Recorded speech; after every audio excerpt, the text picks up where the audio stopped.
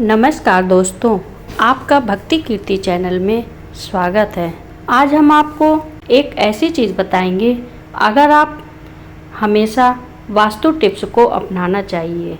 हमेशा बनी रहती है अगर कर्ज की समस्या, तो आज ही आजमाएं यह वास्तु टिप्स है। ऐसा माना जाता है कि वास्तु के नियम का पालन करने से व्यक्ति को धन की प्राप्ति होती है, साथ ही सुख समृद्धि वृद्धि होती है। वहीं घर में कई वजह से वास्तु दोष का सामना करना पड़ सकता है, जिसकी वजह से कर्ज की समस्या बन सकती है।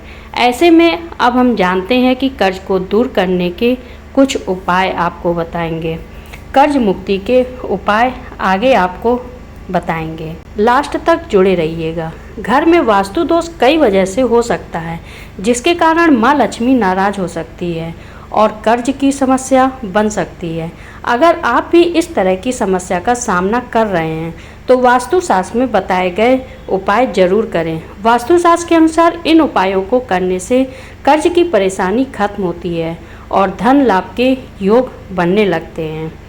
कर्ज को दूर करने के आपको जो उपाय बता रहे हैं वह सुनिए और लास्ट तक जुड़े रहिए। कर्ज की समस्या घर में गलत दिशा में लगा शीशा भी हो सकता है, जिसकी वजह से वास्तु दोष हो सकता है और कर्ज की समस्या बन सकती है। वास्तुशास्त्र के अनुसार घर में उत्तर या फिर पूर्व दिशा में भूलकर शीशा न लगाएं। ऐसा करने से व्यक्ति को जीवन में कर्ज की समस्या का सामना करना पड़ सकता है। अगर आप लंबे समय से वास्तु दोष का सामना कर रहे हैं तो इसकी एक वजह नल से टपकता पानी भी है। हो सकता है अगर आपके घर के नल से पानी टपक रहा है तो इसे जल्द ही ठीक करवा लें। ऐसा न करने से कर्ज की समस्या हो सकती है। वास्तुशास्त्र के अनुसार अगर आप किसी से पैसे उधार ले रहे हैं तो मंगलवार के दिन पहली किस्त दें। ऐसा माना जाता है कि इस उपाय को करने से जल्द ही कर्ज की समस्या से छुटकारा मिलता है। अगर आपको धन की प्राप्ति नहीं हो रही है तो ऐसे में आप तिजोरी को दक्षिण पश्चिम दिशा में रखें। वास्तु जानकारों के माने तो गलत दिशा में तिजोरी को रखने से जीवन में धन की कमी हो सकती है, इसे कर्ज लेना पड़ सकता है। तिजोरी को सही दिशा में रखने से आर्थिक स्थिति में सुधार देखने को मिल सकता है।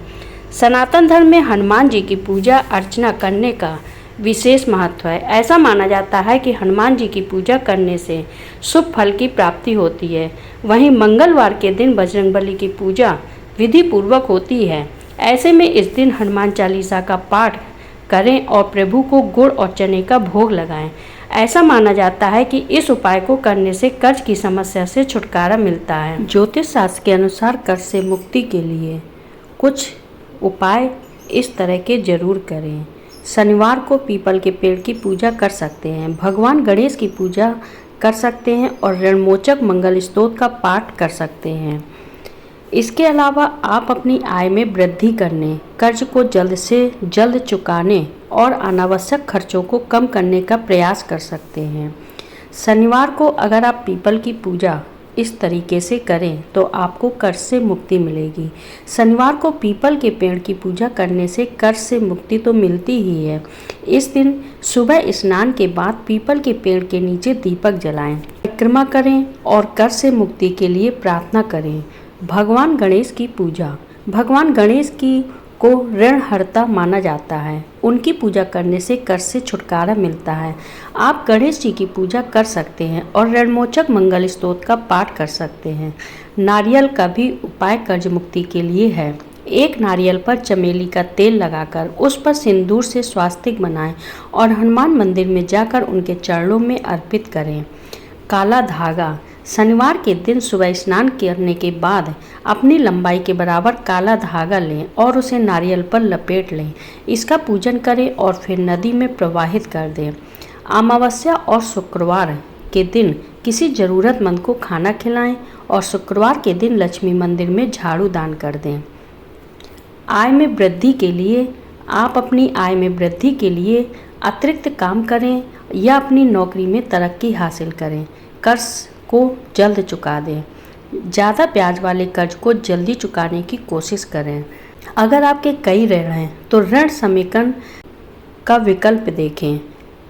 अनावश्यक खर्चों को कम करें और एक स्वस्थ वित्तीय जीवन शैली अपनाएं। निवेश किए गए पैसे से कर्ज चुकाने की कोशिश करें। एक बजट बनाएं और अपने खर्चों को ट्रैक करें। कर्ज लेने से पहले हमेशा ध्यान रखें। कर्ज लेने से पहले बैंक और ब्याज दर का ध्यान रखें। इन उपायों को करने से आपको कर्ज से मुक्ति मिल सकती है और आप आर्थिक रूप से मजबूत बन सकते हैं।